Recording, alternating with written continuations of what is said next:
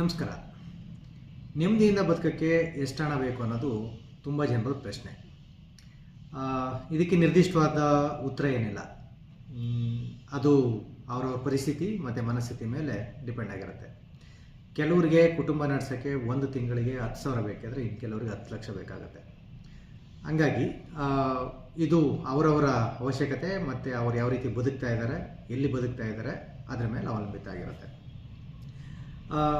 ತಮ್ಮ ರೂಲ್ ಪ್ರಕಾರ ಹೇಳೋದಾದರೆ 3 ಮುಖ್ಯವಾದಂಥ ವಿಷಯ. ಒಂದು, ನಮ್ಮ ಹತ್ರ ಕನಿಷ್ಠ 6 ತಿಂಗಳಿಗೆ ಬೇಕಾಗಿರೋಷ್ಟು, ಅಂದರೆ ನಮ್ಮ ಒಂದು ತಿಂಗಳಿಗೆ ಒಂದು ಕುಟುಂಬ ನಡೆಸೋಕ್ಕೆ ಎಷ್ಟು ಹಣ ಬೇಕಾಗಿದೆಯೋ ಅದರ 6 ಪಟ್ಟು ಹಣನ ನಾವು ಎಮರ್ಜೆನ್ಸಿ ಫಂಡ್ ಅಂತ ಎತ್ತಿಟ್ಟಿರಲೇಬೇಕು. ಎರಡನೇದು, ನಮ್ಮ ಮನೆ ನಡೆಸೋಕ್ಕೆ ಒಂದು ತಿಂಗಳಿಗೆ ಎಷ್ಟು ಬೇಕಾಗುತ್ತೋ ಅಷ್ಟನ್ನು ನಾವು ಅದೇ ತಿಂಗಳು ಸಂಪಾದನೆ ಮಾಡಬೇಕು.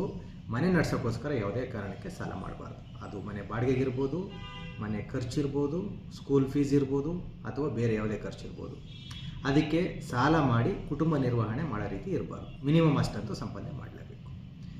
ಮೂರನೇದು, ನಮ್ಮ ಗುರಿ ಮತ್ತು ವೃದ್ಧಾಪ್ಯಕ್ಕೆ ನಮ್ಮ ಸಂಪಾದನೆಯ 20% ನಾವು ದೀರ್ಘಕಾಲದ ಹೂಡಿಕೆಗಳಾದಂಥ RD, SIP, ಮ್ಯೂಚುವಲ್ ಫಂಡ್ ಈ ಥರದ್ದು ಯಾವುದಾದ್ರೂ ಒಂದು ರೂಪದಲ್ಲಿ ಎತ್ತಿಡಬೇಕು.